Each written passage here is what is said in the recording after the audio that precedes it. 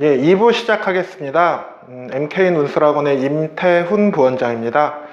제가 2부에서 말씀드릴 부분은 대입 관련해서 학부모님들이 궁금하신 건 어떻게 하면 우리 아이를 좋은 대학에 잘 보낼 수 있는가에 대한 부분일 거라고 생각이 들어요.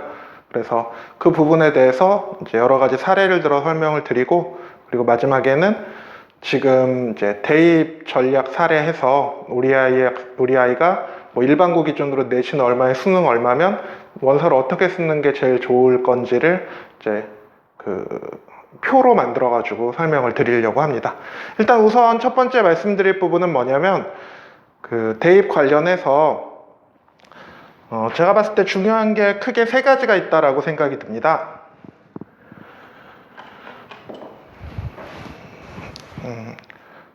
일단 주로 설명드릴 부분은 이제 학생부 교과나 학생부 종합전형에서 중요한 요인이 크게 세 가지가 있는데, 하나는 전공 적합성에 대한 부분이 있고요. 두 번째는 그 학부모님들이 원하시는 입시에서의 어떤 펑크, 어떻게 펑크를 찾을 것인가, 혹은 어떻게 하면 펑크난 곳으로 흔히 얘기하는 어부지리 같은 걸로 대학에 입학할 수 있는가. 그리고 마지막은 어떤 그 개별적 전략에 대해서 이렇게 세 가지로 나눠서 설명을 드릴 텐데, 일단 첫 번째로 말씀드릴 부분은 뭐가 있냐면, 이제 전공 적합성 관련해서 기존에 합격했던 학생들의 사례들을 조금 얘기를 해드리려고 해요. 첫 번째 학생은 M외고의 L이라는 여학생이었는데, 이 학생은 이제 수시 원서를 쓸 때 보통 본인은 이제 경영 관련 계열을 되게 원했었거든요. 그런데 이 학생이 대략 내신은 한 뭐 2등급 초반대 정도였어요. 초중반 때. 그런데 예를 들어 서울대 같은 경우는 이제 상경 계열이 어려우니까 중문과를 지원을 했고, 연대는 경영학과, 고대도 경영학과, 그리고 그 연대 고대를 전형별로, 예를 들어 연대가 뭐 활동우수가 있고 뭐 면접형이 있다, 뭐 예를 들면 고대 경영이 그 당시에 학교장 추천 전형이 있고 뭐 국제인재 전형이 있다라고 한다면 이렇게 쓰면 5개거든요. 그리고 이제 나머지 하나를 뭐 예를 들어 성대 글경을 쓰는 거를 고민을 했었는데, 이제 제가 조언을 해서 경희대, 한의대를 지원을 하게 했어요. 그래서 이제 전부 다 합격을 했던 학생의 사례인데, 이 학생 같은 경우는 만약에 올해 다시 입시를 치른다라고 한다면, 이 학생은 이제 뭐 경희대, 한의대는 그대로 쓴다라고 했을 때 올해 입시의 변화의 지점 중에 하나가 예를 들어 이대의 미래인재의 약학과 전형이 문과로 뽑는 게 신설이 됐어요. 그럼 이 학생은 이런 방식으로 올해 만약에 다시 쓸 수 있는 지점이 있다라고 생각이 들고요. 그리고 뭐 예를 들면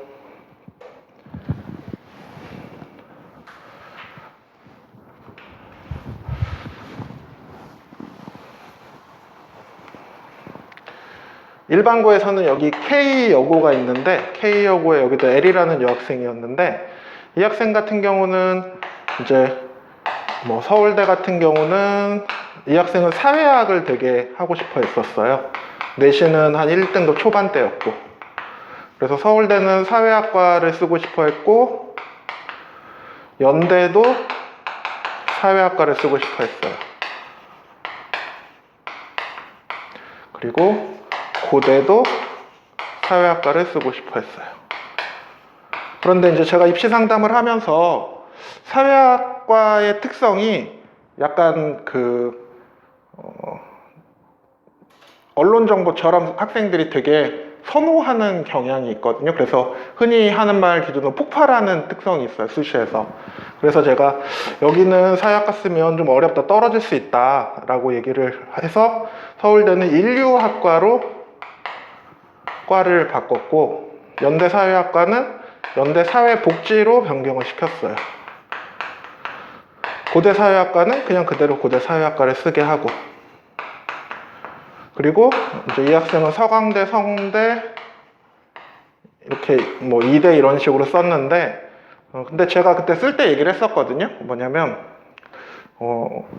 일반고 내신 1등급 초반대 학생들이 서용고는 합격을 하는 경우들이 있기는 한데, 오히려 서강대, 성대처럼 서강대, 성대는 그 당시에는 일반고 최상위보다는 특목고 중상위를 선호하는 경향이 있었거든요. 그러면 좀 어려울 거다라고 얘기를 했는데 여기는 다 떨어졌어요. 그리고 이제 학교에서는 이제 얘가 전공적 합성이 사회학인데 이렇게 과를 바꿨기 때문에 떨어질 거다라고 얘기를 했고, 저는 전공적 합성이 그렇게 좁게 바라보는 게 아니다. 대학에서는 그 전공적 합성보다는 계열적 합성이라고 해서 문과 계열에서 공부할 수 있는 어떤 특성을 갖고 있느냐 기준으로 평가를 할 거다라고 얘기를 했거든요. 그래서 결과적으로 근데 이제 학교에서 하도 뭐라고 해가지고 애가 나중에 원서 쓰기 한 달 전쯤에 여름방학 끝날 때쯤에 병원에 일주일 동안 입원을 했었어요. 그래서 어머님이 막 저한테 전화를 해서 제발 애 좀 합격시켜달라고 막 눈물을 흘리시면서 했었는데, 어쨌든 결국에는 다 합격을 했어요. 그리고 이제 이 학생뿐만 아니라 제가 실제로 합격시킨 학생들의 스타일이 어떠냐면, 예를 들어 서울대는 사회학과, 연대는 행정학과, 고대는 경영학과, 뭐 예를 들어 서울대는 불어교육, 연대는 경영, 고대는 경제, 뭐 이런 식으로 다 합격을 시켰었거든요. 또 다른 학생은 뭐 예를 들면 서울대는 중문과, 연대는 심리학과, 고대는 경영학과, 이런 식으로 다 합격을 시켰었어요. 또 다른 학생 중에 하나가 지방의 일반고 학생이었는데 강릉이었어요. 강릉 학생이었는데 내신이 1.09였거든요. 근데 이 학생은 언론정보 계열을 되게 원했어요. 그래서 서울대 언론정보, 연대 언론홍보, 고대 미디어, 뭐 서강대 언론정보, 서강대 커뮤니케이션, 그리고 뭐 성대 언론정보 이렇게 하고 싶다라고 했는데, 제가 힘들 거다라고 얘기를 하고, 그해 서울대 직윤의 자유전공학부가 생겼거든요. 그래서 서울대는 직윤의 자유전공학부로 바꾸고, 고대 미디어는 될 거다 해서 고대 미디어는 쓰게 하고, 연대는 제가 힘들 거라고 했는데 본인이 쓰겠다라고 해서 쓰게 하고, 그리고 이제 서강대, 성대 대신에 제가 순천향의대를 문과에서 추천을 했어요. 그 당시 순천향의대 교과 전형이 이 정도 내신이면 최저 맞추면 갈 수 있었거든요. 그래서 그렇게 지원을 했는데 서울대는 붙었는데 연대 언론 홍보를 떨어졌어요. 그것도 1단계에서 떨어졌어요. 이 내신인데. 고대는 최종 합격하고, 그리고 순천향의대까지 붙었는데, 그래서 그 학생이 물어보더라고요. 그럼 순천향의대랑 서울대 자유전공학부 중에 어디를 가야 되냐. 그래서 제가 뒤도 안 돌아보고 순천향의대를 가야 된다라고 했는데, 그 학생은 서울대 자유전공학부를 선택을 하더라고요. 자기는 원래 언론인이 되고 싶어서 자전으로 가서 언론정보 전공 선택해서 자기 꿈을 실현하겠다고. 그래서 제가 후회할 거다라고 얘기는 했었는데, 이제 아마 코로나 사태가 벌어진 상황에서 그 학생이 선택해야 되는 상황이 됐다면 아마 순천향의대를 선택을 했을 거예요. 저도 이 학생을 추천드렸던 이유는 뭐가 있냐면, 목동 지역에서 진명여고 있거든요. 진명여고에 5학기 1.0을 받은 학생이 있었어요. 1학년 1, 2학기, 2학년 1, 2학기, 3학년 1학기까지 해서 모든 학기 다 1.0을 찍은 레전드 같은 학생이 있었거든요. 강서 양천 지역에서 해마다 한두 명씩 그런 학생이 나오긴 나와요. 전 학기 다 1.0을 찍은 애들이. 근데 그 학생이 이제 상담을 했더니 본인은 서울대는 농경제를 쓰고 연대 경제 쓰고 순천향의대를 썼어요. 그때 그 학생이. 그래서 그 학생 생각이 나서 제가 이 학생한테 순천향의대를 추천을 해줬었는데, 그 학생이 서울대 농경제랑 연대 경제랑 순천향의대를 다 붙고 이제 어머님이 전화를 했어요. 어디를 등록했으면 좋겠냐고. 그리고 처음에 상담할 때 왜 서울대 농경제 쓰냐고 했더니 약간 서울대 경영경제 계열은 학교도 좀 보거든요. 그래서 학교가 좀 약하다고 생각이 들어서 학과를 낮춰가지고 붙어야 된다라는 전략으로 쓰신 거라고 하더라고요. 그래서 그거는 잘하신 거고, 최종 합격한 다음에 제가 이제 그 순천향의대 추천을 드려서 그 학생은 순천향의대를 갔었어요. 여학생이었는데, 제가 이 얘기를 쭉 말씀드리는 이유는 뭐냐면 전공적합성에 대해서 학부모님들이 오해를 하고 계시다라는 거예요. 전공적합성이라는 게 그 학부모님이나 학교는 어떻게 생각하시냐면 이런 거예요. 내가 수학을 잘하면 상경계열을 가야 되는구나 처럼 이렇게 1대1 매칭으로 생각을 한다라는 거죠. 전공적합성이. 그런데 대학에서는 전공적합성을 그렇게 1대1로 바라보지 않는다라는 거예요. 그리고 이게 왜 중요하냐면 그 최상위 애들, 예를 들어 일반고 내신한 1.2나 특목고 내신한 1등급 후반, 2등급 초반 이런 애들은 만약에 서영고를 지원한다라고 했을 때 서울대, 연대, 고대를 다 동일한 학과를 쓸 수 있어요. 예를 들어 뭐 서울대 경영경제를 쓰면 연고대도 경영경제, 서울대 경영경제 쓰면 연고대도 경영경제 이런 식으로 쓸 수 있거든요. 이 성적대 애들은. 그런데 문제는 뭐냐면 일반고에서 한 1.5를 받거나 특목고에서 한 2등급 후반, 3등급 초반 요 정도 받는 애들은 얘들이 이제 상위권이거든요. 얘 이제 최상이라고 하면 상위권 애들은 연고대는 상경계열을 쓸 수 있는데 서울대는 상경계열을 쓸 수가 없어요. 그러면 이 학생은 서울대에서 과를 바꿔야 되거든요. 왜 그러냐면 서울대에서 같은 과를 쓰면 얘들하고 경쟁을 하면 얘네가 결국은 떨어지게 된다는 거죠. 그래서 지금 여기서 말씀드린 이런 학생들이 대략 이제 요 학생들은 이렇게 쓰시는 거고, 만약에 이제 일반고나 특목고에서 최상위권 학생들의 경우는 자기 전공적합성대로 그대로 쓰셔도 되는데, 이제 문제는 뭐냐면 그 밑에 되는 학생들이 그 전공적합성을 이중적으로 끌고 가야 한다라는 거예요. 그리고 실제로 대학에서 전공적합성을 그렇게 딱 1대1 매칭으로 보지 않는다라는 거예요. 아까 처음에 말씀드렸던 그 M 외고의 그 여학생 같은 경우도 한의대 관련된 활동은 하나도 한 게 없어요. 그런데 이제 3학년 원서 쓸 때쯤에 이제 지금쯤 만약에 계획을 세운다라고 하면 3학년 1학기 때 관련된 활동을 조금 더 추가하고 그리고 지원을 하면 대학에서 뽑는다라는 거예요. 왜냐하면 3년 동안 문과에서 한의대 가려고 한의대 가는 활동만 죽어라 했다고 한의대를 가는 것도 아니고요. 결국은 그 대학의 그 그러니까 그 과에 붙을 수준의 어느 정도 내신이 돼야 되고, 그리고 그냥 연관되는 활동이 있는 정도면 되는 거지, 그 활동이 내신보다 중요한 게 아니라는 거예요. 교과, 비교과가 있으면 거의 8대2예요. 교과가 한 8이고 비교과는 2도 안 돼요. 그래서 학부모님들이 오해하시면 안 되는 게, 내가 1, 2학년 때 무슨 과를 가기 위해서 활동을 쭉 했다라고 해서 그것 때문에 그 과 쪽으로 학종을 끌고 가버리시면 내신이 안 맞으면 떨어진다라는 거예요. 내신을 기반으로 베이스를 해서 내가 갈 수 있는 대학과 학과를 생각을 하시고, 그리고 그거에 맞춰서 3학년 때 비슷한 활동을 만들어내셨을 때 실제로 가실 수 있다는 거죠.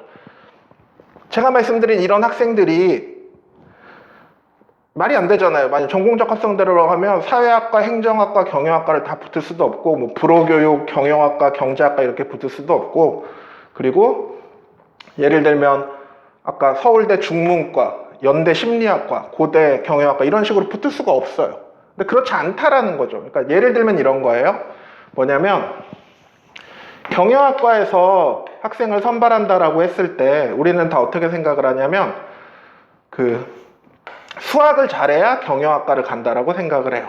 그런데 경영학이란 학문이 이렇게 나뉘거든요. 뭐냐면 재무나 회계 파트가 있고, 그리고 인사나 조직 파트가 있고, 그리고 마케팅이나 아니면 무슨 경영 전략 같은 파트가 있어요. 그러면 내가 수학을 잘해서 경영학과를 간다라는 건 내가 수학을 잘해서 경영학에서 어떤 재무나 회계 파트 쪽이랑 나랑 잘 맞는다라는 컨셉으로 경영학과를 지원하는 거라고 보시면 돼요.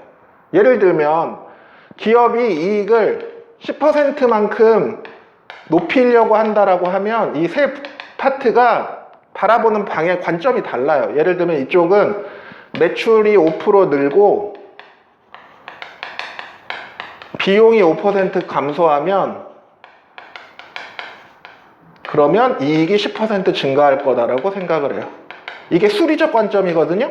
근데 이 관점이 맞다라고 한다면 망하는 회사는 없을 거예요. 다 그렇게 계획을 세웠는데 내년에 매출을 늘리고 비용을 줄여서 이익을 높이자라고 하는데 실제로 망하는 회사들이 있다라는 건 뭐냐면 기업 경영은 그렇게 숫자대로만 움직이지는 않는다라는 거예요. 만약에 인사나 조직 파트 쪽 같은 경우는 이익을 10% 높인다라고 하면 어떤 식으로 얘기를 하냐면 기업의 생산성이 10%가 올라가야 되는데 생산성이 10%가 올라가려면 구성원들이 만족하는 회사가 돼야 된다라는 거죠. 그래서 무슨 구글이나 되게 유명한 IT 기업 같은 경우를 보면 직원들이 되게 행복해하는 회사, 막 회사 안에 수영장 같은 것도 있고 그렇다라고 한다면 이쪽에서의 경영학은 심리학이나 사회학적 관점을 가지고 있는 사람들이 내가 경영학과 가서 그런 부분을 연구를 해서 훌륭한 경영학도가 되겠다라는 관점으로 갈 수 있다는 거예요. 그래서 아까 얘기했던 무슨 심리학과, 연대에서는 심리학과를 붙었는데 고대에서 경영학과를 붙는 경우는 연대 심리학에서 그 구성원들이 만족할 수 있는 어떤 조직 구조를 만드는 거에 관심을 가지고 있고 실제로 경영학과에 가서 그거를 이뤄내고 싶다라는 관점으로 얘기를 하면 두 군데 다 합격을 한다라는 거죠. 마찬가지로 마케팅이나 전략 같은 경우는 가장 중요한 건 뭐냐면 예를 들어 스티브 잡스가 아이폰 같은 걸 만들어냈을 때 뭐라고 얘기했냐면 어떤 혁신적인 제품을 만드는 게 세상에 없는 새로운 걸 만드는 게 이익의 원동력이라고 얘기를 하거든요. 그렇다면 이쪽 파트 같은 경우는 우리 애가 경영 관련 활동은 하나도 안 했어요. 그런데 학교 안에서 뭔가 새로운 일을 도전하고 새로운 일을 만들고 새로운 조직을 만들어보고 새로운 일에 도전해보고 하는 일들이 본인 비교과나 아니면 뭐 세부 능력 특기 사항이나 이런 게 적혀 있다라고 한다면 그걸 기반으로 해서 경영학과에 합격할 수 있다라는 거예요. 제가 가르친 학생 중 한 명은 그 교육 사범대학에 쓰는 학생이었는데 예를 들어 고려대학교는 무슨 지리교육과 같은 데를 쓰고 서강대는 경영을 쓰고 붙었어요.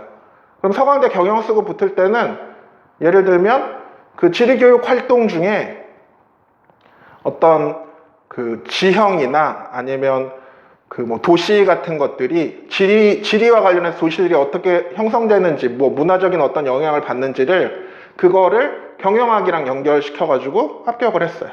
또 다른 교육 관련 학생은 학습 조직이라는 개념을 교육을 하면서 배웠는데 그 학습 조직이라는 개념이 기업 구성원들이 학습을 하면서 자신들의 역량을 높일수록 기업이 성장한다라는 관점이 있거든요. 그런 관점을 제시를 해서 합격을 할 수 있었다라는 거죠.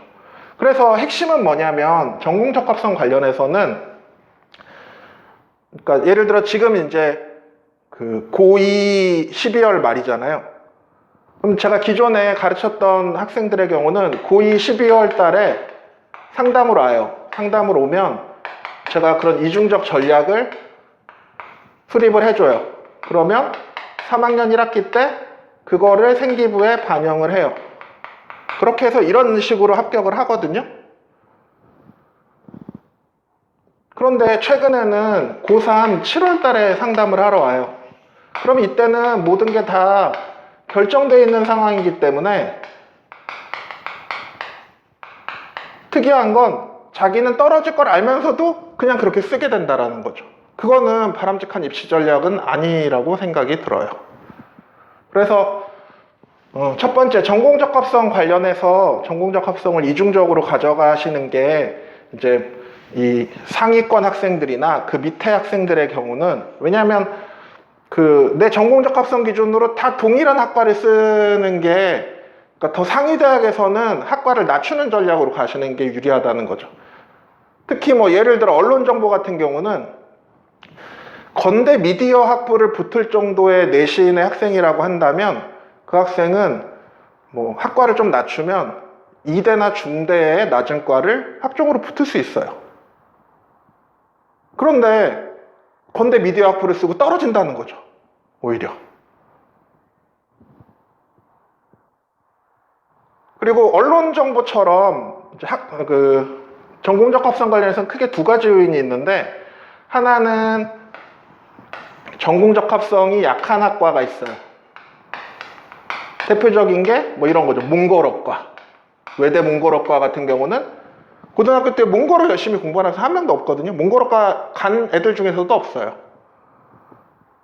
비슷한 것 중에 하나가 서울대 농경제. 서울대 농경제는 뭐 나중에 그렇게 만들어내는 학생이 있긴 하지만, 고등학교 1학년 입학할 때 나는 서울대 농경제학과에 가서 우리나라 농업 발전에 이바지해야겠다라는 그런 꿈을 가지는 한 명도 없거든요.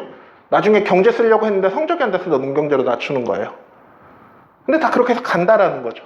마찬가지로 몽골어과도, 그럼 몽골어과에서 중요한 건 몽골어 전공적 합성이 중요한 게 아니라 기본적인 어학 습득 능력이 있느냐를 되게 중요하게 본다라고 보시면 되고, 전공적 합성이 강한 학과가 있어요. 심리, 사회, 언론정보 뭐 이런 과들이 있거든요. 그러면 언론정보 같은 과 관련해서 다들 어떻게 오시냐면, 전부 다 애들 제가 이제 면접 수업하거나 이렇게 생기부 보거나 하면 다 그 PD가 되기 위해서 언론정보학과에 왔대요. 그리고 학교에서 방송반 활동을 하고 있고요. 교내 교내 신문 편집을 하고 UCC 같은 거 찍고 다 똑같아요. 그런 경우에는 전공적 합성이 오히려 영향을 거의 끼치지 않아요. 왜냐하면 동일하기 때문에. 학부모님들이 다 똑같은 생각을 하고 똑같은 방식으로 똑같이 준비해왔기 때문에 아무런 차이가 없다라는 거예요. 근데 웃긴 건 이런 거죠. 뭐냐면 하나는 방송국 PD가 언론정보학과 출신들이 많이 될까요? 제가 아는 PD 기준으로 보면, 예를 들면 나형석 PD는 연대 행정학과 졸업을 했고요. 그리고 요즘 드라마 많이 찍는 신원호 PD는 서울대 공대 출신이에요.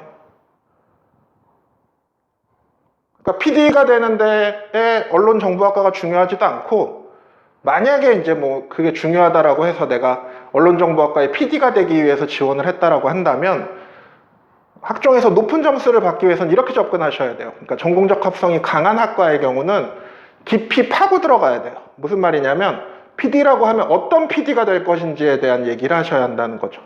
무슨 말이냐면, 김태호 PD 같은 사람은 PD의 핵심이 창의성이라고 생각해요. 나영석 PD 같은 경우는 일상의 즐거움을 알려주는 게 중요하다고 생각을 해요. 그리고 예전에 겨울연가 찍은 PD 같은 경우는 영상미가 중요하다고 하거든요. 그러면 학종 기준으로 PD가 되겠다가 아니라 영상미를 추구하는 쪽에 학생부에 포커스를 맞추시는 거예요. 아까 붙었던 강릉 학생, 강릉에서 서울대 자유전공학부랑 고대 미디어학부랑 순천향의대 붙었던 그 학생은 자소서 저랑 이제 쓸 때 어떤 PD가 되고 싶냐라고 제가 물어봤더니 자기는 나영석 PD 같은 사람이 되고 싶다라고 얘기를 했어요. 그래서 삼시세끼나 뭐 이런 것처럼 일상의 즐거움을 알려줄 수 있는 사람. 저도 요즘 좀 느끼는 건데, 뭐냐면 코로나 시대가 돼서 가장 느끼는 것 중에 하나가 뭐가 있냐면, 나영석 PD의 작품들은 이렇게 막 되게 어렵고 힘들 때 보면 마음에 되게 위안이 되거든요. 왜 그러냐면 우리 주변에서 할 수 있는 일들이기 때문에. 그 친구도 자소서에 이제 자기가 학교 안에서 나영석 PD처럼 복불복 게임도 하고 막 그런 얘기들을 썼어요. 그런 에피소드들을. 어떤 학생은 이렇게 얘기할 수도 있겠죠. PD는 현장 책임자이기 때문에 의사소통 능력이 제일 중요하다라고 얘기할 수도 있을 것 같아요. 예를 들면 요즘 낚시 프로, 도시어부 프로 PD 같은 경우는 제가 봤을 때는 그 PD의 경우는 사람들한테 자유롭게 할 수 있게 해주고, 자기는 그 사람들의 얘기를 들어주고 현장에서 잘 조율하는 역할을 되게 잘 하는 것처럼 보이더라고요. 이와 관련해서 하나 또 얘기 드리고 싶은 건 뭐가 있냐면, 왜 그러면 저런 이중적 전공 적합성이 중요하냐면, 이쪽에 H고등학교라고 있어요. 여기 강서 양천 지역에서 좀 평가가 낮은 학교예요. 그 학교에서 내신이 한 1등급 후반 정도 나온 여학생이 있었어요. 그 여학생이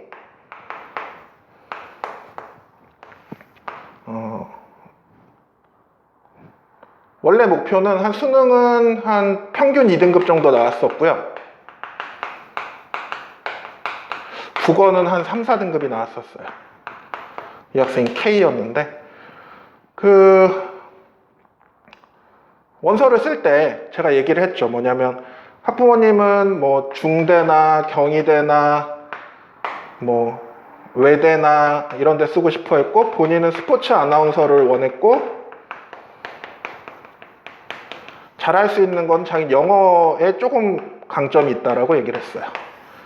근데 제가 이 학생을 고대에 학추를 받아서 언어학과를 써보자라고 했어요. 그 이유는 뭐냐면 여기가 전공적 합성이 좀 약하고 뚫릴 가능성이 있다라고 생각을 했었거든요. 그래서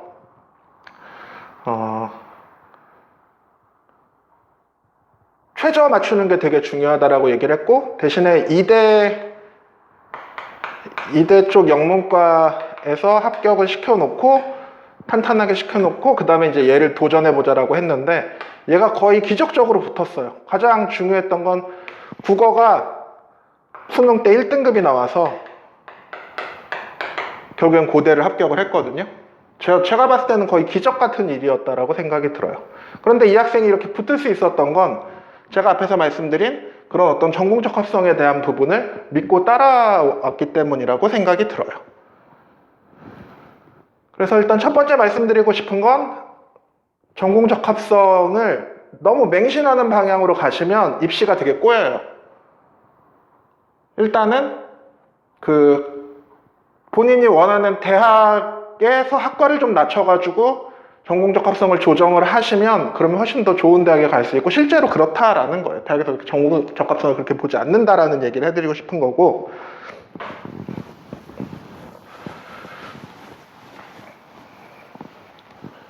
두 번째 드리고 싶은 얘기는 이제 펑크에 대한 이야기인데, 펑크는 어떤 구조적 펑크가 있어요. 구조적 펑크는 뭐냐면,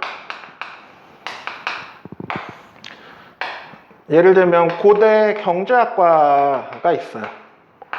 고대 경제학과가 예를 들어 추천 전형을 하면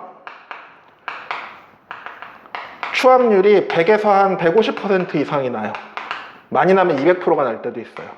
100% 났다라는 건 한 바퀴 돌았다라는 거거든요. 근데 다른 과들과 다르게 고대 경제가 많이 도는 이유는 뭐냐면, 정원이 서울대 경제는 한 200명 되거든요. 그리고 연대 경제가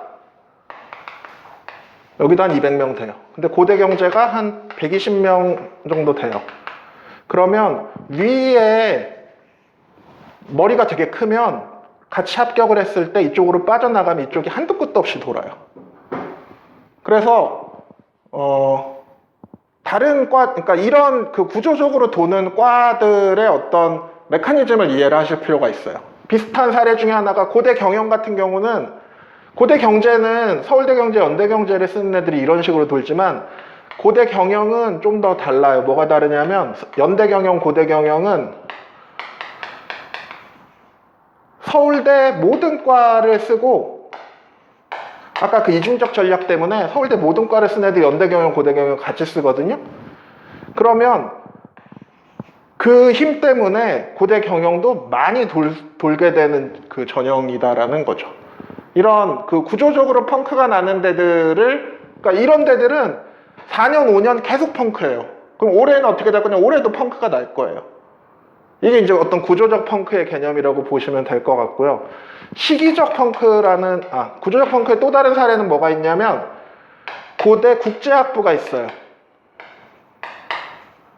고대 국제학부는 원래 50명을 선발을 하는데, 예전에는 다 특기자로 50명을 선발을 했어요. 특기자로 선발을 하고, 한 2018 이전. 그리고 수능 최저도 없었어요. 특기자로 뽑으니까. 그러면 이때는 모든 국제학부들이 뭐 연대 UD, 고대 국제학부, 한양대 국제학부, 뭐 이대 국제학부 이런 데들이, 경희대 국제학부도 그렇고 다 수능 최저가 없고, 어학 특기자인 학생들이 다 오려고 했었거든요. 근데 얘네가 갑자기 이제 미친 척을 하고 이거를 인원을 막 나눴어요. 그러다가 어쨌든 이제 2022에는 어떻게 되냐면 추천 전형으로 5명을 뽑고, 그리고 학업 우수라는 걸로 20명을 뽑고, 그리고 계열적 합으로 25명을 뽑아요. 계열적 합으로 25명을 뽑는 건 이제 여긴 최저가 없으니까 그러면 예전 특기자랑 이제 유사한 전형의 형태거든요. 근데 학업 우수 20명 뽑는 게 이게 4개 합 7을 맞춰야 돼요, 최저를. 그럼 이게 왜 구조적 펑크냐면 연대 같은, 그러니까 이 고대 국제학부가 들어가면 영어로 수업해야 되거든요. 그래서 아까 얘기했던 것처럼 수능 안 보고 영어 특기자 애들만 지원을 해요. 근데 4개 합 7이 걸려 있으니까 영어 특기자 애들은 이제 이 전형을 쓸 수가 없어요. 그럼 반대로 4개 합 7을 맞추는 애들 기준으로 봤을 때는 들어가면 영어로 수업해야 되거든요. 한국에서 수능 4개 합 7 맞추는 애들 중에서 영어로 수업할 수 있는 애들이 없어요. 그럼 여기는 들어갈 애들이 없다라는 거예요. 여기 구조적으로 펑크가 나는 거거든요. 그러면 어떤 애들이 합격을 했냐, 어떤 애들한테 추천을 해줬냐. 특목고 내신, 그러니까 외고나 국제고에서 한 3등급 후반, 4등급 초반대 애들이 갈 데가 별로 없어요, 연구대 중에서. 근데 제가 요거 쓰면 붙을 거다라고 얘기를 했고 실제로 그렇게 해서 많이 보냈어요. 그럼 올해는 어떻게 될 거냐? 올해도 마찬가지예요. 왜냐면 처음에 말씀드린 것처럼 어학특기자 준비한 애들은 수능 안 보니까 쓸 수가 없고, 이거 맞추는 애들은, 맞추는 일반고 애들은 영어로 수업해야 되니까 감당할 수 없어서 지원하지 않고, 그러면 지원할 애들은 외고 국제고에서 3등급 후반 4등급 초반이에요. 왜? 그럼 그거보다 내신 좋은 애들은 다른 거 다 붙을 수 있거든요. 비슷한 것 중에 하나가 뭐가 있냐면 이대인데, 공대인데 문과 학생을 뽑는 모집 단위들이 있어요. 학종 미래인재 전형으로. 그러면 이 전형도 마찬가지예요. 뭐냐면 여학생들이 문과에 온 이유는 나는 공대를 생각이 없어서 문과에 온 거거든요. 여학생들 중에 문과 온 애들은 공대 생각이 다 없어요. 근데 거기서 공대를 뽑겠다라고 얘기를 하니까 안 맞는 거예요. 미스매치가 되는 거죠. 그런 데는 펑크가 구조적으로 계속 나는 거예요. 그리고 이제 구조적 펑크 말고 시기적 펑크가 있는데, 시기적 펑크는 예를 들면 예전에 그 고대가 학종을 왕창 늘린 적이 있어요. 그때 성대가 완전 펑크가 났어요. 왜냐하면 그 전년도까지 성대 갈 애들이 고대가 새로 학종을 늘리면서 이쪽으로 붙어버리니까 여기가 막 그냥 무한으로 뚫렸거든요. 그러면 올해가 입시가 되게 많이 변동이 있는 애기 때문에 올해 시기적 펑크의 상황들이 되게 많이 있어요. 예를 들면 아까 앞에 학생부 교과 기준으로 서강대 교과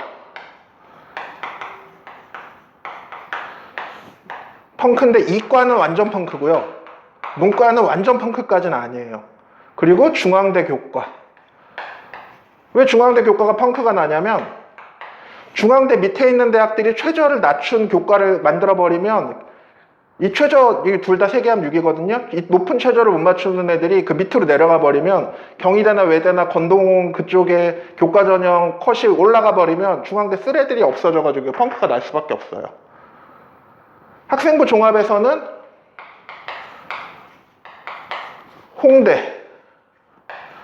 홍대 종합이 경희대가 학생부 종합에서 최저를 만들어버리면 홍대 붙은 애들이 다 경희대나 이대나 올해 갈 데가 생기거든요. 그러면 여기가 뚫릴 수밖에 없어요. 그리고 이제 시기적 펑크와 비슷한 사례가 하나가 있는데 뭐냐면 결국은 입시는 어떤 개별적 전략이거든요. 개별적 전략과 좀 슬픈 얘기긴 하지만 운대가 맞아야 돼요. 예를 들어 M 외고에 K라는 여학생이 있었어요. 이 학생이 내신 한 3등급 초반 정도 학생이었는데 고3 때 저한테 상담을 받으러 왔어요. 그래서 제가 뭐라고 얘기했냐면 어디 쓸 거냐고 얘기했더니 이렇게 쓰겠대. 그래서 제가 6개 다 떨어진다. 그래서 그 엄마랑 그 딸이랑 저한테 막 화를 버럭 내고 가셨어요. 뭐 이런 데가 다 있냐고. 근데 나중에 결과를 봤더니 다 떨어졌어요. 그래서 저는 그냥 그런가 생각하고 있는데 이제 이 학생이 다시 재수할 때 왔어요. 그래서 자기가 막 여러 군데 돌아다녀 봤는데 선생님처럼 이렇게 딱 진실하게 얘기해 주는 사람이 없는 것 같았다. 그래서 이제 재수니까 그때 이제 강남대성 다녔거든요. 그래서 서영고만 수시로 쓰고, 왜냐하면 강대 정시로 다니고 있는데 서성 썼다가 붙어버리면 안 되니까. 그랬는데 이 학생이 약간 뭐라 그래야 되지? 여학생들 중에서는 그런 학생들이 있어요. 약간 새가슴. 그러니까 뭐냐면 그 중요한 시험에서 약간 긴장하는 스타일이었어요. 그래서 이때 이제 수시 1단계는 통과했거든요. 고대 수시 1단계 통과했는데 면접에서 떨어졌어요. 그리고 수능을 엄청 못 봤어요. 그래서 막 거의 권동웅 라인 하나를 붙었어요. 정시로. 그리고 제가 그때 잠깐 미국에 가 있었는데 미국으로 카톡이 왔어요. 카톡이 와서 이제 얘기를 하더라고요. 자기 삼수를 했으면 하는데 좀 도와달라고. 그래서 제가 얘기를 했죠. 알았다. 그러면 수능을 다시 한번 보고 그리고 수시랑 같이 준비를 하자라고 했더니 학생이 자기는 수능은 안 보겠대요. 그래가지고 제가 막 엄청 당황을 했거든요. 여기서만 떨어지면 그거 누가 책임질 거예요, 걔 인생을. 근데 이제 제가 학생한테 얘기를 했죠. 대신에 그러면 내 말을 그냥 철석같이 들어라 라고 해서 함수를 할 때는 제가 연대, 고대, 서강대, 성대, 중대까지 쓰게 했어요. 성대는 2개 쓰겠나? 하여튼 서울대는 쓰지 말자. 서울대는 그때 이제 제 조건이 그거였거든요. 그럼 만약에 수능 안 볼 거면 중대까지 써야 된다. 그때 막 수능 안 보고 학교도 자퇴한다 그랬거든요. 그래서 그냥 삼수를 수시로만 간다라고 해서 어쨌든 반드시 붙을 때까지 쓰자라고 해서 이렇게 썼거든요. 그래서 그 해 여기를 다 붙었어요. 6개를. 근데 제가 오늘 지금 드리려고 하는 얘기는 뭐냐면 이 학생이 이제 고대 국제인재 전형으로 붙었는데 입시는 운대라는 건 뭐냐면 지금은 국제인재 전형이 고대가 없어요. 그러니까 만약에 그 학생이 지금 다시 입시를 치른다라고 하면 대학을 갈 수 있는 방법이 없다는 거죠. 근데 재밌는 건 뭐냐면 이 학생이 이렇게 막 되게 힘들게 대학에 갔거든요. 대학에 갔더니 공부를 엄청 잘하는 거예요. 학점도 잘 받고 막 교환학생도 갔다 오고 지금 막 CPA 공부도 하고 막 되게 각광, 그러니까 총망받는 학생이 된 거예요. 근데 이 학생이 대학에 갈 때는 얼마나 힘들게 갔냐면 그때 고대 국제인재 전형 이거 쓸 때 제가 경영, 경제, 통계 이렇게 자소서 3개 써놓고 얘네 3개 경쟁률 본 다음에 경제가 뚫릴 게 보여가지고 경제 밀어넣어가지고 합격을 시켰었거든요. 그래서 입시는 이런 개별적 전략과 운대가 되게 중요해요. 만약에 이 학생이 고3 때 제가 시킨 대로 했으면 고3 때 그냥 갔을 수도 있어요. 오히려 더 쉽게. 비슷한 학생 중에 하나가 또 누가 있냐면 이 여고인데 저기 대치동에 있는 쪽의 여고예요. 여학생인데 S라는 여학생이었는데 이 학생은 현역 때 저랑 이제 해가지고 연대 문헌정보랑 고대 중문을 붙었거든요. 근데 이제 작년에 붙었어요. 근데 올해 코로나였잖아요. 그래서 학교를 안 가니까 다시 한번 해보겠다라고 해서 수능 안 보고 서울대, 연대, 고대만 하나씩 썼어요. 서울대 하나, 연대 2개, 고대 하나 이렇게 썼는데 서울대 안 되고 고대 안 되고 연대는 지금 2개 다 경영을 붙었거든요. 원래 내가 경영 가고 싶었는데 학과를 좀 낮춰가지고 현역 때 붙였었어요. 근데 수시 반수로 이번에 경영을 다 붙었는데 웃긴 건 뭐냐면 얘가 붙은 연대 전형이 연대 면접형이랑 연대 활동호수거든요. 어저께 전화가 왔어요. 저기 최종 합격했다고 너무 고맙다고. 근데 얘가 만약에 2022에 입시를 치르면 연대 그 면접형은 교과로 바뀌어가지고 1단계에서 탈락이고요. 그리고 연대 활동우수는 수능 최저가 생겼기 때문에 지원할 수가 없어요. 그래서 입시는 이런 운대가 되게 중요해요. 그래서 최선을 다해서 전략을 세우시고 학부모님들이 막 이렇게 그 불공을 들이려고 하시거나 뭐 백일 기도를 하러 다니시거나 하는 그런 정성이 되게 중요하다라고 생각은 들어요. 근데 이제 거기서 너무 나가셔가지고 저랑 상담 다 받고 막 전략 다 세워드렸는데 막 그런 얘기 있잖아요. 뭐냐면 물이 가까운 학교로 가야 돼. 막 그래가지고 서강대가 한강이랑 붙어 있나 뭐 이런 식으로 지원하셔가지고 낭패 보시는 분들이 있거든요. 그건 안 되고 전략은 과학적으로 세우시고 그 다음에 운대를 위해서 불공을 들이시는 건 맞는데 그런 거랑 비슷하잖아요. 뭐냐면 예를 들어 로또를 산다라고 했을 때 로또를 잘 사놓고 그 다음에 이렇게 뭐 불공을 드리거나 기도를 하면 될 수도 있는데 불공이나 기도를 드린다고 해서 로또를 맞을 확률이 올라가는 건 아니에요. 자, 일단 그래서 이런 어떤 개별적 전략에 대해서 좀 얘기를 해드렸고요.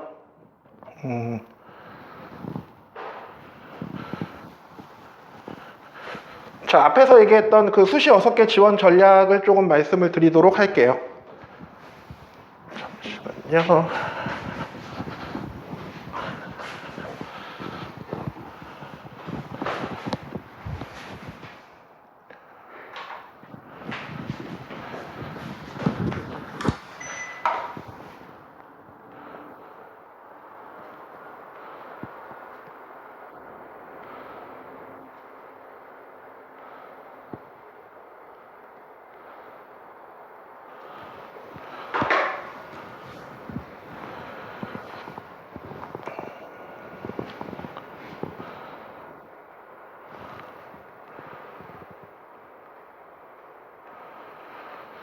자, 이제 수시 성적대에 따른 6회 지원 전략인데요. 첫 번째는 이제 우리 학생이 일반고 학생이다라고 하면 일반고 수능 성적 기준으로 국수형 기준으로 111, 211 받았는데 내신이 이렇게 나온다라고 하면 A타입을 보시면 되고요. 내신은 이렇게 나왔는데 수능이 요 정도 다 평균 2등급 정도 나오면 B타입. 여기 C타입이 없는 경우는 목동에서 요 정도 내신이 나오는데 이렇게 수능 받는 애들이 별로 없어서 그래요. 마찬가지로 내신은 한 요 정도 나왔는데 수능이 이렇게 나오면 C타입. 그리고 내신이 이렇게 나왔는데 수능이 이렇게 나오면 D타입. 마지막으로 내신이 3, 4, 5등급대인데 수능이 이렇게 나오면 E타입. 내신이랑 수능이랑 이렇게 나오면 G타입이고요. 여기도 이제 별로 없는 게 수능이 요 정도 잘 나왔는데 내신이 이렇게 나온 학생들이 있긴 있는데 그렇게 많지는 않아요. 그리고 이제 특목고의 경우는 뭐 외고나 국제고나 뭐 전국자사고 같은 경우의 상황이라고 보시면 되고요. 그래서 내신이 이렇게 나오는데 수능이 이렇게 나오면 H, I, J, K, L 이렇게 되고 여기는 왜 없냐면 특목고에서 내신이 이 정도 나온 학생 중에서 수능이 이렇게 잘 안 나오는 애들이 별로 없어서 그렇다라고 보시면 될 것 같아요. 그래서 일반고 A타입의 경우는 수능 국영수합이 4 이상인데 내신이 이 정도 나온 학생은 서울대 직윤이나 수시일반, 연대학생부 교과, 연대학생부 종합, 고대 학교정 추천, 이대 이제 이게 새로 생긴 미래산업 약학 전형, 그리고 경희대 네오르네상스의 한의회가 있고요. 만약에 내신이 1.1 이내면 순천향 의대도 한번 생각해 보실 수 있어요. 그리고 내신이 1.3에서 1.5 사이인데 요 수능 성적이 나오면 서울대 직윤 수시일반, 연대 학생부 종합, 고대 학교장 추천 또는 고대 학종의 학업 우수 전형, 그리고 서강대 교과, 중앙대 교과, 이대 미래인재, 만약에 비교과가 좋으면 고대 계열 적합을 추가하시고 연대 학생부 교과가 되는 내신이면 고려해 보시고 성대 학생부 교과도 지원을 검토해 보시고 연대 학종의 국제형도 검토해 보시면 될 것 같고요. 일반고 B타입의 경우는 국영수 수능합 5에서 6 정도인데 내신이 1.0에서 1.3 사이면 서울대 직윤 수시일반, 연대 학생부 교과, 연대 학생부 종합, 고대 학교장 추천, 성대 교과, 이대 고교 추천 전형이고요. 만약에 그 학생이 수능이 잘 안 나올 경우에는 한양대 학생부 교과도 추가로 검토를 하시고 그리고 서강대 중앙대 교과도 검토를 하셨는데 얘네 둘은 좀 다른 얘기예요. 그러니까 수능이 좀 잘 나오면 서강대 중앙대 교과를 검토하시는 거고요. 그리고 내신 1.3에서 1.5 사이인데 이 정도 나온 학생들의 경우는 연대 학생부 종합, 고대 학교장 추천, 서울대 직윤이나 수시일반, 성대 교과, 이대 고교 추천, 경희대 학생부 교과. 그리고 비교과가 좋으면 고대 계열 적합을 한번 생각해 보시고 연대 학생부 교과도 한번 고려를 해보시고 서강대, 중앙대 학생부 교과 지원도 검토해 보시고 연대 학종의 국제도 검토해 보시고요. 일반고 C타입의 경우는 국영수합 4 이상인데 내신 1등급 후반인 경우에는 뭐 서강대, 성대, 한양대, 이대, 고대, 학업우수 이게 이제 제일 중요한 거라고 보시면 되고 그리고 연대나 성대 논술. 그래서 만약에 내가 서성 밑으로는 가기가 싫다라고 하면 한양대, 이대 학생부 종합을 빼고 서강성균 논술을 추가로 하시면 되고요. 반대로 성적이 급상승했는 경우에는 연대 학종의 활동우수를 한번 생각해 보실 필요가 있고 교내 수상 실적이 많으면 한양대 학생부 종합을 넣어보시는 거를 검토해 보실 수 있을 것 같아요. 내신이 2등급 중반으로 내려오시면 만약에 상위대학을 원하시면 이렇게 연서성, 중위, 논술을 쓰셔야 되는데 왜 그러냐면 얘가 수능으로 한 경희대 이상 갈 성적이 나오거든요. 그러면 연고서성을 학종으로 가야 되는데 이내신으로는 좀 가기가 힘들어요. 그리고 뭐 한양대 논술 중대학생부 종합이 있고 경희대 네로네상스가 있고 그래서 이 학생은 이제 정시 하한선을 잘 파악해서 접근을 하셔야 되고요. 일반고 D타입은 국영수합 5, 6에 내신난 1등급 후반인데 서강대, 성대 학생부 종합, 뭐 한양대, 이대 학생부 종합, 중앙대, 경희대 학생부 종합, 서성 논술 전형, 중대, 이대 논술 전형, 경희외대 논술 전형이 있는데 이 학생은 만약에 이 1등급 후반의 학생은 밑에를 되게 탄탄하게 하셔야 되거든요. 그래서 전략적으로 승리를 하려면 바닥을 탄탄하게 해놓고 학생부 종합을 전략적으로 쓰시는 거는 좋은 전략이에요. 근데 바닥을 탄탄하게 안 해놓고 위에를 불안불안하게 쓰시면 이게 다 망가지실 수 있거든요.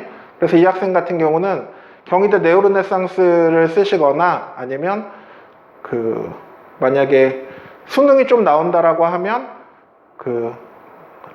중대 교과 전형 같은 거를 전략적으로 붙으시는 게 좋은 방법이실 수 있고 이 학생은 제일 잘 갈 수 있는 건 고대 학종의 학업우수거든요. 그리고 이제 만약 학과를 낮춘다라고 하면 연대 학종의 화로도 해보실 수 있는 데가 있긴 해요. 생과대 같은데. 그래서 이 학과 조정이 핵심이라고 보시면 돼요. 이 학생은. 그리고 2등급 중반의 경우는 이 정도 수능 나온 학생들은 다 논술 전형인데 중대 경희대 학생부 종합을 보시고 만약에 본인이 수능이 약하면 얘는 교과로 바닥을 튼튼하게 하셔야지 전체 입시 전략이 맞다라고 보시면 될 것 같아요. 그 다음에 이제 일반고 2타입 국영수합 5, 6 정도 나오고 내신 3, 4등급 대 학생들은 대부분 그냥 논술 전형으로 쓰실 수밖에 없고 이제 3등급 대의 경우는 홍대 학종을 한번 생각해 보실 수 있고요. 그리고 그래서 이 학생들은 이제 만약에 논술을 하신다라고 하면 논술을 어떻게 할 것인지에 대해서 조금 더 고민을 하실 필요가 있으세요. 그리고 이제 국영수합 7회 사탐 2등급, 내신 3등급 정도 되는 애들은 이제 숭실 세종대의 학생부 종합, 만약 홍대 학종 최저 맞추시면 도전해 보시는 걸 추천드리고요. 만약에 4등급 대의 경우는 대부분 논술 전형인데 이 학생들은 이제 수능 전에 보는 논술 전형도 고려하실 필요가 있으세요. 그리고 일반고 G타입의 경우는 이제 최저 낮은 대학의 논술 전형이랑 최저 없는 학교의 논술 전형을 같이 가져가시는데 만약에 내신이 4등급인데 3등급대로 올라가면 이제 요 인서울대학의 논술 전형 하위권 대학의 학생부 종합 전형을 같이 고려해 보실 수 있고요. 특목고의 경우는 내신 한 1등급 후반, 2등급 초반의 학생들은 서울대 수시일반, 연대 학생부의 활동우수, 고대 학추, 그리고 이대 미래산업약학, 경희대 한의대가 비슷하고요. 그리고 서울대 정시를 쓰실 거면 고대 계열적합을 쓰시면 안 되고 이제 그 밖에 연대 특기자나 학종 국제를 추가로 생각해 보실 수 있는데 서울대 정시 전략 여부에 따라서 이 학생들은 좀 달라진다라고 보시면 되고요. 그리고 특목고 내신 2등급 중후반의 학생들은 서울대 수시일반, 연대 화루 국제, 고대 학종의 학업우수, 연대 특기자, 고대 계열적합, 성대 학종의 글로벌 계열을 쓰실 수 있는데 이 학생도 서울대 정시 여부에 따라 전략이 달라지고요. 만약 학교에서 추천받는다라고 하면 고대 학교장 추천 전형도 같이 고려해 보실 수는 있으세요. 그리고 내신 한 3등급 중반 4등급 대 학생은 연대 학종의 국제, 고대 학종의 학업우수의 국제학부 아까 말씀드린 거, 서강대 학종, 성대 학종, 고대 계열적합, 그리고 고대 펑크를 노리고 질러 보실 수 있고요. 그리고 이제 특목고에서 대략 요 정도 내신 때 학생들은 결국은 특목고에서 서강대, 성대를 가시는 내신이 한 3등급 후반에서 4등급 중반 정도까지거든요. 그러면 이제 한 4등급 중후반 때는 중대나 이대 학생부 종합이 가능하시고, 그리고 한 5등급 넘어가면 한 외대 정도까지 생각을 하셔야 되거든요. 근데 하나 좋아진 점은 경희대가 수능 최저가 생기면서 그 특목고 애들이 경희대 학종을 좀 붙을 확률이 높아졌다라고 생각이 들어요. 그리고 이제 이대 미래인재에 대한 가능성도 좀 생각하셔야 될 것 같고, 그리고 대략 요 정도의 기준으로 생각하시면 될 것 같아요. 그래서 가끔 이제 제가 본 사례 중에 특목고에서는 예를 들어 한 5등급 중반 넘어가면, 예전에는 그냥 한 외대 밑으로는 안 썼는데 요즘은 건동 라인도 쓰거든요. 건대, 동국대, 숙대 라인도 외고에서 쓰는데, 그건 오히려 저는 학교를 낮추기보다는 중대나 외대에서 과를 낮춰가지고 전략을 바꿔 쓰시는 게 맞거든요. 제가 썼던 학생 중에 중대부터 숭실대까지 썼던 외고 5등급 중반 학생이 있었는데 중대만 붙고 밑에 다 떨어졌었어요. 그래서 오히려 그런 어떤 학교가 원하는 전략적인 부분을 좀 고려하시는 게 바람직하다라고 생각이 들고, 마지막으로 한 5분 정도만 더 말씀을 드릴 게 있는데,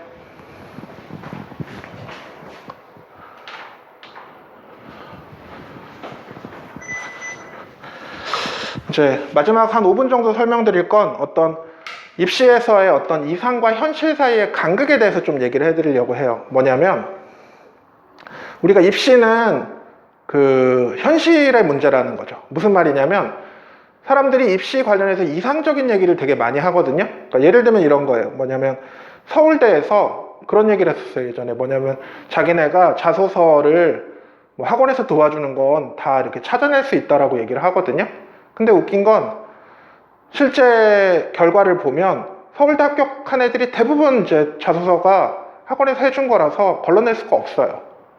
더 웃긴 건 뭐냐면 서울대 아로리 사이트라고 있거든요. 거기 가면 해마다 9명씩 자소서 사례를 올려놔요. 그러니까 합격했던 학생들 중에 자소서 사례를 올려놓는데, 웃긴 건 서울대 합격생의 특목 자사고 비율이 50%가 넘거든요. 근데 항상 그 9명 올릴 때는 전부 다 지방 일반고 애들만 올려요. 혹은 서울 일반고 애들. 근데 이제 제가 그 말씀을 드리는 건 뭐냐면, 입시는 현실이라는 얘기가 뭐냐면 그런 얘기에 너무 이렇게 흔들리시면 안 된다라는 거예요. 단적인 예를 들면 그 아로리 사이트에 서울 지역 애들을 해마다 3명 정도씩 올려놓는데, 제가 한 2년인가 3년 연속으로 그 3명 올리는 애들의 사례가 다 제가 지도했던 학생들의 사례였거든요. 그래서 그게 말이 안 된다라는 거예요. 그러니까 입시는 그 현실을 믿으셔야 되는 거지 이상적인 얘기를 믿으시면 안 되세요. 제가 한 해 서영고 의치안 합쳐서 한 해 한 100명씩 합격을 시켰는데, 실제로 합격하는 학생들의 경우는 어떤 학생들이 많이 합격을 했냐면, 어머님들이 이제 한 2학년 겨울이나 좀 빠르면 1학년 겨울 때부터 이렇게 입시 설명회 들으시면서 입시의 현실을 잘 파악하신 분들이 많이 합격을 하시는 것 같아요. 그래서 예전에는 그런 부분들이 전 약간 좀 부담이 됐거든요. 왜냐면 아까 그 H고등학교 K학생 같은 경우가 저를 믿고 잘 따라와 주셔서 합격을 잘 한 케이스들인데, 이제 한편으로는 제가 막 잘해서 합격을 시켜서 다른 학생들이 합격을 못하는 게 아닐까라는 그런 막 약간 그냥 개인적인 고민을 가진 적도 있기는 한데, 이제 제가 최근에 드는 생각 하나는 뭐가 있냐면, 인생의 의미라는 게 다른 사람들을 잘 도와주고 그 사람들이 고마움을 느끼면 그걸로 된 게 아닌가라는 생각이 들더라고요. 아까 예를 들면 그 삼수했던 학생, 고대 간 학생이 나중에는 저한테 막 무슨 인생 상담 같은 것도 막 하고 그러거든요. 그리고 최근에도 연락이 와서 선생님한테 선생님 덕택에 예를 들어 고대도 잘 온 것 같고, 그리고 지금 살아가는 인생도 되게 조언을 잘해줘서 고맙다라는 얘기를 하는데, 그런 게 어떤 약간 삶의 좀 기쁨이 된 것 같아요. 그래서 만약에 이제 이 설명회를 듣고 만약에 궁금하신 점 있으셔서 저한테 물어보시고, 제가 만약에 도움을 드려서 이렇게 감사 인사 같은 걸 받을 수 있다라고 한다면, 그러면 저도 되게 즐겁게 이 일을 계속 할 수 있을 것 같거든요. 그러니까 예를 들면 아까는 한 춘천에서 어머님이 이번에 고대 합격하셨거든요. 근데 고대 철학과 붙은 학생인데 그 학생도 학교랑 트러블이 그렇게 있었는데 제 조언대로 잘 따라가서 좋은 결과를 얻었다라는 그런 감사 전화가 제일 고마운 것 같아요. 그래서 그런 보탬이 되는 사람이 되려고 노력을 하고 있고요. 그래서 이제 그런 관점에서 학부모님들한테 드리고 싶은 얘기는 입시는 이제 현실적인 관점으로 좀 바라보셨으면 좋겠다라는 거고, 이와 관련해서 이제 학습과 관련해서 하나만 말씀을 드리자면, 이제 국어랑 영어가 점점 중요해지는데, 학생부 종합전형은 저는 자기주도 학습이 중요하다라고 생각을 해요. 자소서에 이제 자기주도 학습하는 걸 잘 보여줘야 되는데, 수능 국어나 수능 영어는 자기주도 학습하고는 별 관련이 없는 것 같아요. 제가 이제 영어 과외 수업도 하고 하는데, 보면 제일 중요한 게, 제가 미국에 또 공부도 좀 해보고 했었는데, 수능 영어랑 실제 영어가 다르거든요. 수능 영어는 점수를 잘 받기 위한, 시험을 잘 보기 위한 영어여야 돼요. 그래서 예를 들면 문장 10줄이 있으면 다 안 읽고 한 3줄 읽고 빨리 답 찾고 시간 세이브 해가지고 다른 문제 풀어나가는 그런 스킬이 중요한데, 제가 보기에는 국어도 마찬가지거든요. 그래서 국어 같은 경우는 학생들이 왜 성적이 안 나오냐면 선생님이 시키는 대로 안 해서 그래요. 그러니까 뭐냐면 수학 문제, 수학 푸는 건 선생님이 시키는 대로 하거든요. 근데 국어는 국어 선생님이 이렇게 풀어야 한다라는 걸 자기가 들었다라고 하면 그거를 왜 그렇게 풀어야 하는지 깨닫는 게 되게 중요하고요. 그걸 만약에 깨달았다라고 하면 실제로 그거를 문제에 적용하는 훈련을 하셔야 돼요.